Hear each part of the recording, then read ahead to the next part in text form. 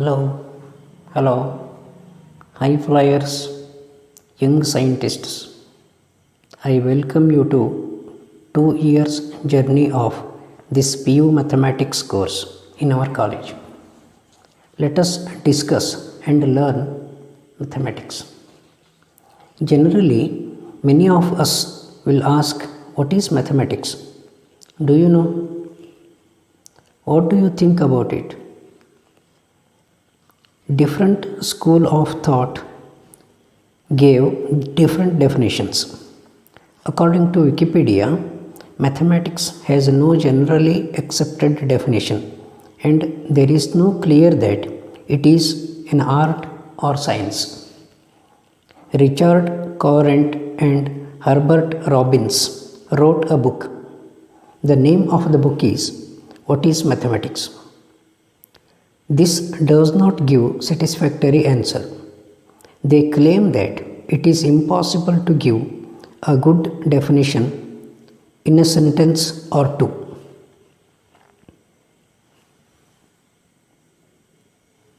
Mathematics is said to derived from Greek words menthene means learning and techne, an art of technique, art or technique. Mathematics is a systematic, organized and exact branch of science. Carl Friedrich Gauss rightly referred mathematics as the queen of science, but unfortunately students fear from this queen. The science of mathematics depends on the mental ability. It is believed that the development of human beings and their culture depend on the development of mathematics. This is why it is known as the base of human civilization. It is the language of all sciences. My friend Dharmendra, in his paper Exact Definition of Mathematics, defined mathematics as the study of assumptions, its properties and applications. Obviously, it is true for all subjects. I appreciate and conclude this discussion of definitions with Professor C.R. Rao sir quote: "To study or to do research in any science, we need mathematics to construct models or framing formulas, statistics to experiment with the verified bodies, it is empirical approach, computer science to analyze the large data that to generate from experiments." These are the three basic builders. Today's world of science, technology, medicine, engineering, finance, commerce, even arts demands more and more mathematical knowledge. So it is more essential to prepare ourselves with a strong base of mathematical knowledge to face the challenges of modern technological society.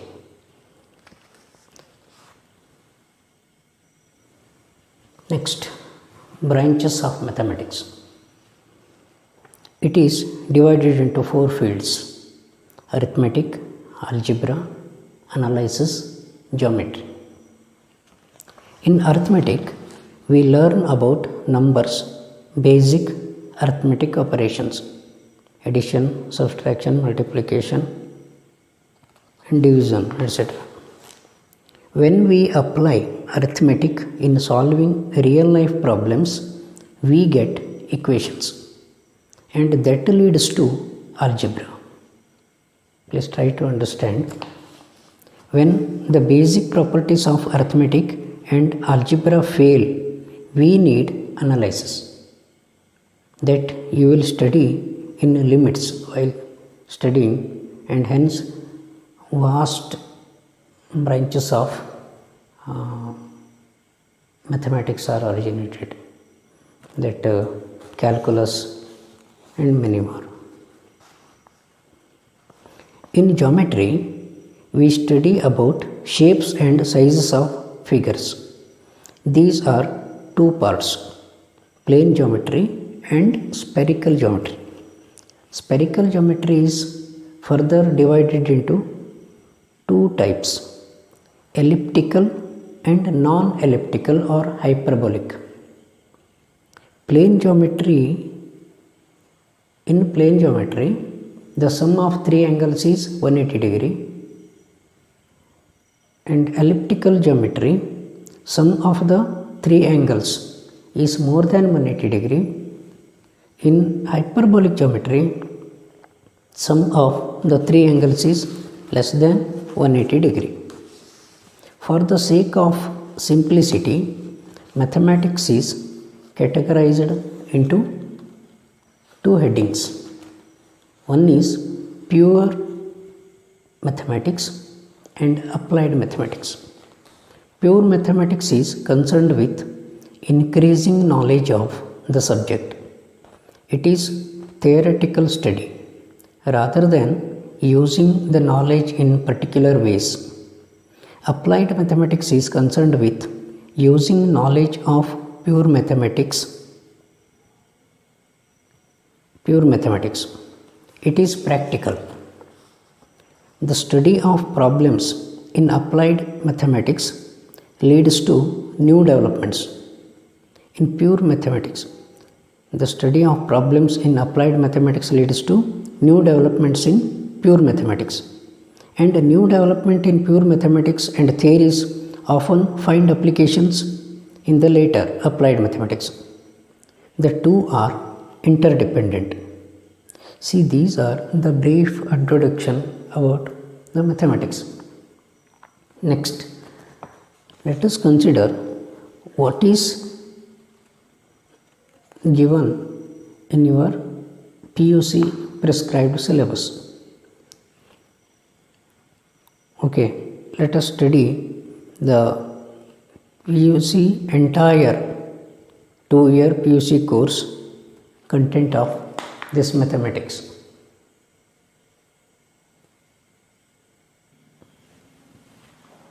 In this 2-year PUC syllabus, you are going to study sets, relations and functions, principle of mathematical induction, complex numbers and quadratic equations, linear inequality and linear programming problem, permutations and combinations, binomial theorem, sequence and series, matrices, determinants, vectors and mathematical reasoning. These are not in that order.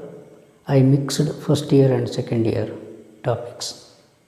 In trigonometry, trigonometric functions, trigonometric equations and inverse trigonometric functions. In coordinate geometry, straight lines and conics. This coordinate geometry is the combination of geometry and algebra. Okay. Next, three-dimensional geometry. This three-dimensional geometry is again the combination of coordinate geometry and vectors.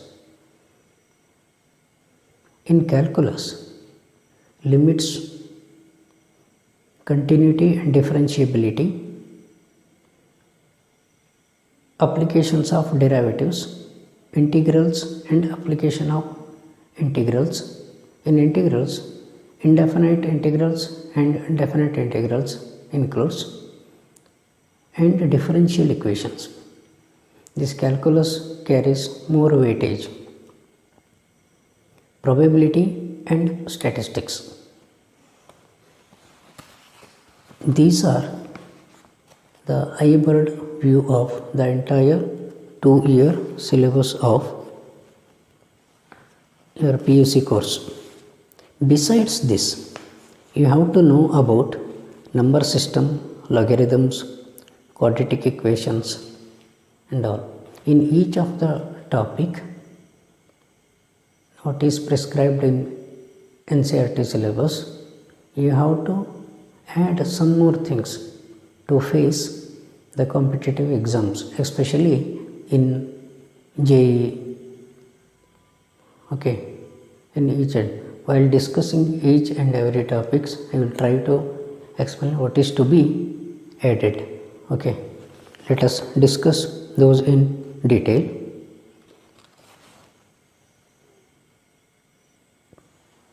In this bridge course of 10 sessions, we plan to discuss first day, that means today, introduction and number theory, second, third, fourth and fifth days, logarithms, sixth day, trigonometry, seventh day, differentiation, eighth day, integration, ninth day, solving quadratic equations, and 10th day, probability and statistics.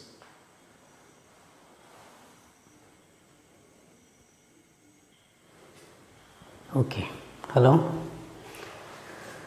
Let us discuss something about number system, number theory. You should be familiar with the numbers, number world. It is required especially required in set theory and relation functions in all. Okay. First, natural numbers. Natural numbers are countable numbers. 1, 2, 3, 4, so on are called as natural numbers. Here no negative numbers, no 0. If you add 0 to this, if you include 0 also, then that is called as whole numbers, that is denoted by capital W. If you include negative numbers also, then that is called as integers.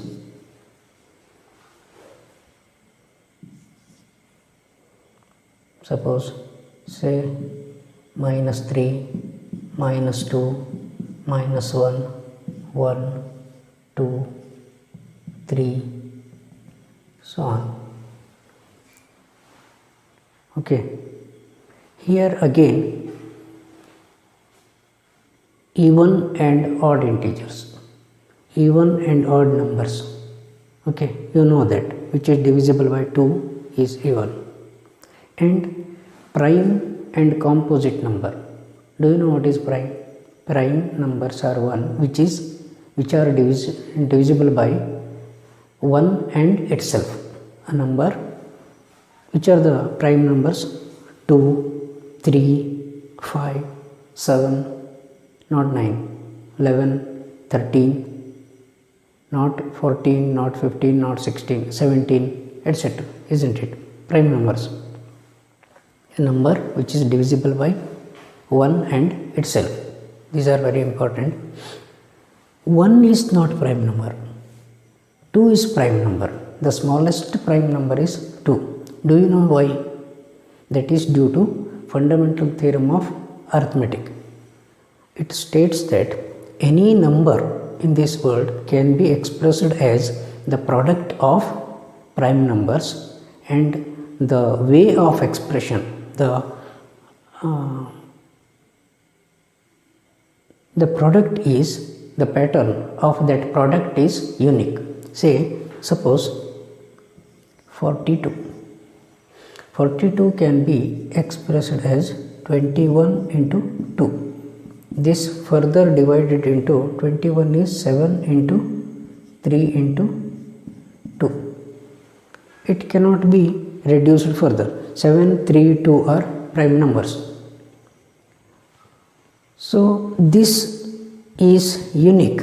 The way of expressing this as a product is, this is unique. If you allow 1 as prime numbers, what happens? 42 can be written as 7, 3 into 1. Some other will come and write this is also is equal to 3, 2, 1 and 1. So that rule breaks. So 1 is not allowed. 1 is not allowed as prime number. Okay, this is integer. Next one is rational numbers. Set of rational numbers. It is set of all numbers which can be expressed as p by q, where q is not equal to 0. P and q are integers. P and q belongs to set of integers. Can you follow? The set of all numbers which can be expressed as p by q such that q is not equal to 0, and because denominator should not be 0. Whenever denominator 0, the value will be not defined. P and q are integers. This integer are, many authors denote this by I or some z also. Okay. See here, say 1 by 3. What is the nature of this rational numbers? This is either terminates, if you take the ratio of two numbers, either the decimals will terminate or recurrent. See, suppose 1 by 3. This is a rational number because 1 by 3 is 0.333. It recurs. 4 by 5 is equal to 0.08. It terminates. 1 by 5. This is 0.2. It terminates here. Sometimes the numbers may, okay, let us consider this 8 by 4. What happens? 8 by 4, I will write it here. 8 by 7. 8 by 4 is 2. That is also a rational number. See, 8 divided by 7. What happens? 7 ones are, okay, remainder is 1. Next 0. 7 ones are 7. That is 3. Again, if you take 0, 7 fours are, that is 28. 28 means 0, 2. 7 twos are 14, 6. Again take 0, 7 eights are 56. Again 4, 0, 7 fives are 35. So 5 remains. 50. 7 6s are, that is 42. Again 2, 2 0, 7 2s are 14. Again 60. 7 8s are, where it breaks, 5 and sorry, this is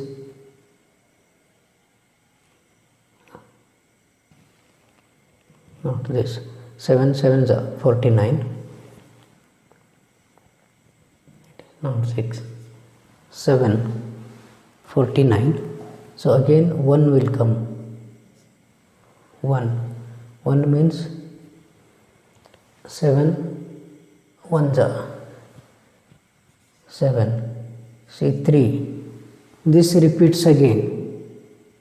Again the same number repeats. That means the set of those numbers repeats again and again, that recurs the set of those decimals.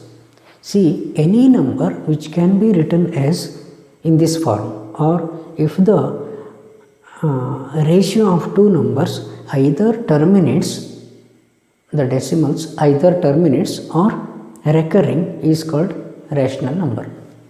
Some numbers are there which are either neither terminates nor recurring. Those are called as irrational numbers. Some famous irrational numbers are 5, e, root 2. You know this 5 r square. 5 is not 22/7. It is only approximated value. Okay, it recurs 3.142 many. E is again another irrational number which lies between 2 and 3, 2.718 something. Root 2, root 3 are also irrational numbers. See here, this natural number is also a rational number. 2 can be written as 2/1. 5 can be written as 5/1. Okay, so any number, any integer, -3 can be written as rational form as -3/1 or -6/2. Okay, see, all these are subsets of rational number. Suppose you combine these two, union of rational and irrationals give you the real number. Real number. See, this real number includes all the rationals, irrationals, that means negative, zero and positive quantities. Okay. See here, this rational and irrationals are subset of real line, and integer is subset of rational number, whole number is subset of integer, and natural number is subset of whole number. Okay, see here, this is the largest set of numbers, real number, so far you have studied. Okay, as far as your study is concerned, you know the larger set of numbers in this world is real number. Okay, let me know what is the value of -4. See here, you know that root of 4 plus 4 is equal to plus or minus 2. 2 into 2 is 4, minus 2 into minus 2 is also 4. But what is root of -4? How to find this? See, it is not so easy. So, they defined -4 as -1 into 4. Okay, now this is due to root of AB is equal to root A into root B. Okay, surds, product of surds. Okay, this is equal to root of -1 into root of 4. This is plus or minus 2, and root of -1, this is called as I, that is iota.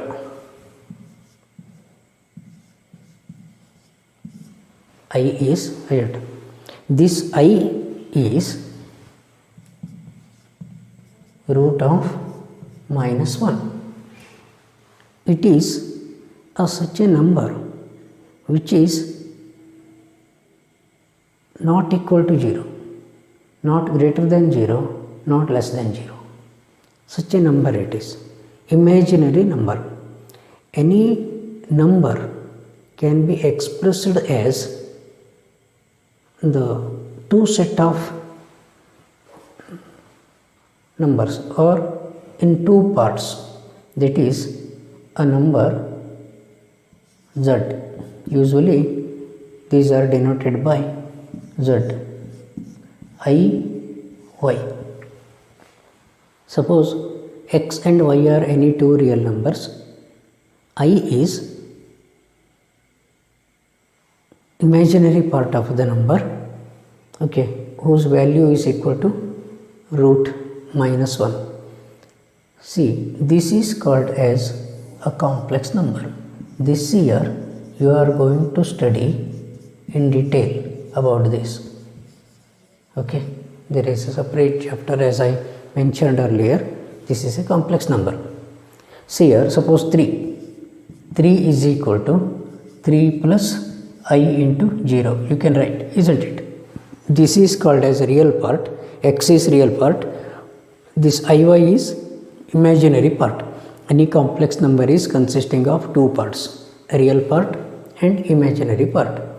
Similarly, suppose 2 plus 3i. Here, this is imaginary part, this is real part, and 2 plus 3i is complex number. So, thus any number which is existing in this world is a complex number. No other number is larger set than the complex number so far as our study is concerned. See, it is denoted by the set C. Generally this is the set of, it is denoted by like this also, set of all xy's such that x plus iy is equal to z and xy are real numbers and I is equal to root of minus 1. See, now real number is subset of complex number and rational number is subset of real number. Irrational number is also subset of real number and integer is subset of rational number. Whole number is subset of integer and natural number is subset of whole number. Okay, thank you.